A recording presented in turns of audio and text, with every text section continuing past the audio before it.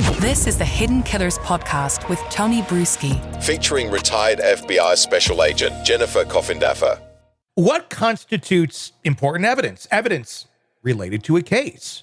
Well, that would normally be evidence that has something to do with a case, something that maybe you're talking with witnesses, maybe you're talking with potential suspects who have information to give you about a specific case, and you're talking to them right after the crime was committed.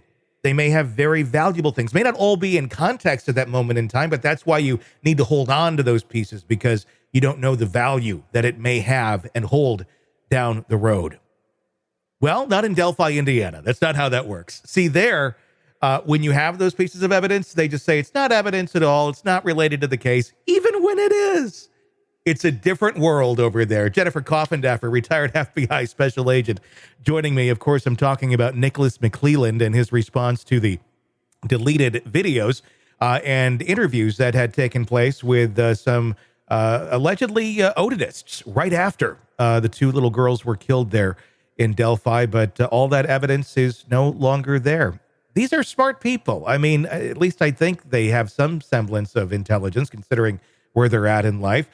How are they thinking that everyone's just going to believe everything they say like this? Like it's not evidence at all related to the case, the videos and the interviews that were conducted right after those two little girls were murdered. You know, this is one of these cases that I think we're just on the tip of the iceberg as far as how much was done that was wrong, that was incompetent, that is just a hot mess that is going to be uncovered in terms of this police investigation for obvious reasons. A teeny tiny department trying to handle the murder of two kids that were actually found by citizenry. So again, I have no idea if that crime scene was ever really kept properly. And then you have people who come on the scene that had zero experience, and you don't call in the FBI for a month, and then they go in. But of course, at that point, so much is gone, and so much had been done that wasn't done well. And this is one of those examples. You have a situation where you tape over witness statements regarding a double homicide. There is no way to slice this other than incompetent or on purpose. Yeah. It's one of those two. And that's what gets me. Like, it's okay if it was an accident, sure. But why try and paint this as if this wasn't important? This wasn't valuable information by any stretch of the imagination. It just screams even more incompetence with the response. I would think there'd be something more to the effect of, we're sorry, this was a misstep. It should have been kept. It was not, unfortunately. But they're like, nah, no big deal. Exactly. You know, it's better to just admit it. Yeah. To just say, this should have never happened. You know, I've explained the process before.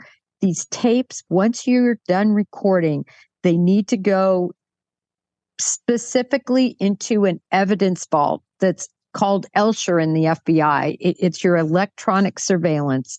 It's put in an envelope. Copies are made that can be disseminated to the attorneys and for discovery. But that golden piece of evidence, which is the recording you just made of an interview, that is never to be touched again. That is original evidence, except if it's asked for in the trial. Mm-hmm. It's kept away like the rest of the evidence should be.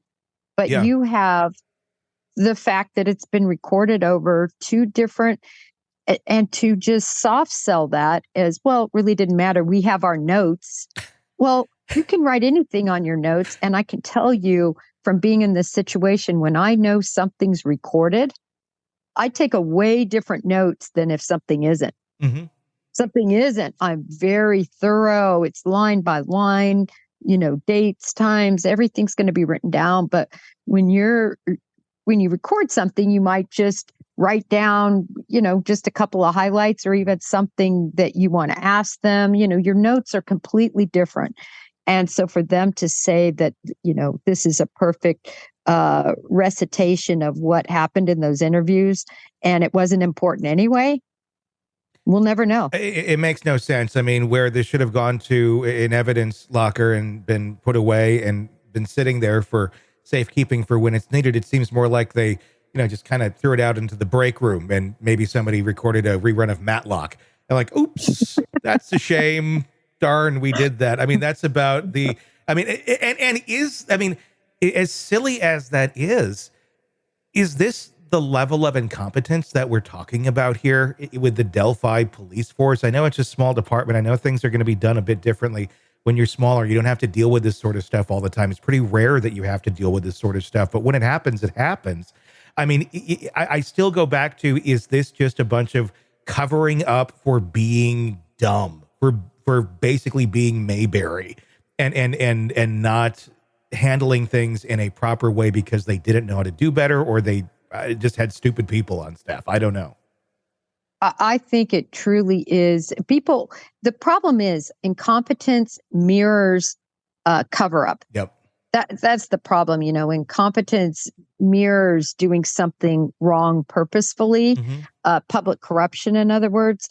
I don't think this started out as anything that was corrupt, but the problem is because they are trying to cover up now their missteps they should just come forward and say, listen, we didn't protect the crime scene. We went back to the crime scene and found other evidence. We had this tape over issue. We had issues with, not taking all the samplings that we probably should have. We had something fly out of the trunk of one of the officers. We lost a fingerprint possibly. All of that should just come out now. And they should apologize and move on. Because if they do have these statements that were made by him, these confessions, the 5 confessions, that could be a really good case. Yeah. The defense team for Richard Allen, I know that they are planning to question investigators here. What do you think they're going to be asking, and what do you think we're going to learn out of that? Well, are they going to be able to speak with them? That's the good question. Yes. I think it's just a motion. And remember, right now, there's a motion to get them off the case. True. So I wouldn't doubt that they're removed again from the case. I think if it's up to Judge Gold, she's going to take them off again. She's going to have a hearing. And sadly, I think that there isn't going to be a Franks hearing. And this Delphi case, I think, will go down as not only one of the worst investigated cases from its inception years and years ago, to this whole adjudication process, to the issues that have happened in terms of the attorneys and them being, fired, if you will, or forced to resign. This whole thing is one of the worst examples of a case from beginning to right now in the middle I've ever seen. Let's do a little predicting the future. Let's say 10 years from now. Richard Allen incarcerated in jail for the rest of his life? Is he dead? Or is he a millionaire because he got to sue Delphi for all of this? Oh, such a good question. It's really, to me, I just want to hear those recordings. If they have powerful recordings where he sounds in his right mind, and also I'm still convinced he did something to get back on the radar. I'm convinced he might have made some sort of admission, or he's done or said something that all these years later put their needle back on him. I'm interested in seeing all of that. But I think one of the biggest things, I tell you, if I were the defense team, I would be putting that FBI agent on the stand that did the probable cause affidavit, where they say there's probable cause to believe that Ron Logan did it. I would be putting on all that evidence. Of course, the Ron Logan's girlfriend has come out and said that Ron Logan is bridge guy. I've always known it was him. He abused me. He was sexually, uh, abusive toward me. Yeah. They're going to put her on the stand. Yeah. I mean, whatever defense team. And that's where we're going to see some doubt unless these confessions are rock solid, because other than the confession, the only thing they have is that bullet. And that bullet was cycled through the gun manually. And so the marks, the tool marks from the extractor and from the ejector are going to be lighter in nature and less definitive that they're a match. Mm-hmm.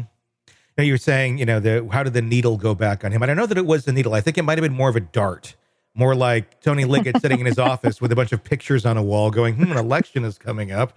I gotta get somebody. So I get boom. And unfortunately that needle landed on Richard Allen. I think that might be how it went down. I don't know, just my conjecture on it, but would not be surprised. Yeah. Not a dart, but a flaming arrow. I mean, it came in hot, and we're going to see if they have what it takes. But the bottom line is, whether he is guilty or innocent, he deserves to be treated fairly. The process should be fair, and Brady material, Giglio material that exists in this matter needs to be exposed, just like those recordings. Sick of the ads? We are too. Start listening with no commercials now and get access to all of our episodes in advance of everyone else. Become a True Crime Today Premium Plus subscriber on Apple Podcasts. Search True Crime Today Premium Plus on Apple Podcasts or go to our podcast page and sign up now. True Crime Today Premium Plus. Sign up now.